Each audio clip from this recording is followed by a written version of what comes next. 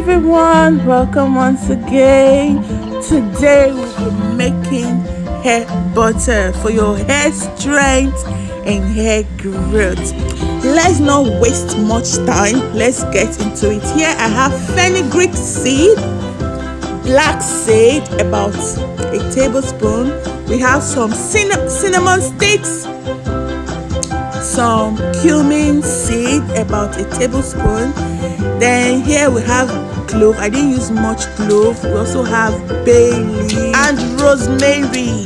So we'll be pounding everything together. You can also blend this if you have a blender. In fact, I ended up using a blender to blend this because it wasn't easy pounding it. So this is after blending. Here I added 2 cups of peanut oil. You can use coconut oil, you can use sunflower oil, you can use any good oil that you have. You can use olive oil. So this is after blending. So I added into a pot, and I added 2 cups of peanut oil. I also added moringa, 2 tablespoons of moringa powder and amla powder. So we're going to be heating this on a very low heat, for about 5 minutes, just to heat it a bit.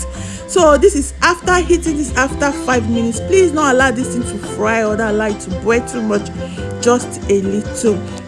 Don't forget to subscribe, like and share. So welcome back. So I have to leave that mixture for overnight, for it to incorporate very well. So this is after sieving, and here I'm adding my shea butter, about 1 cup mountain full of shea butter, 1 cup of shea butter. So here I'm whixing it. Use your your hand mixer to whip it.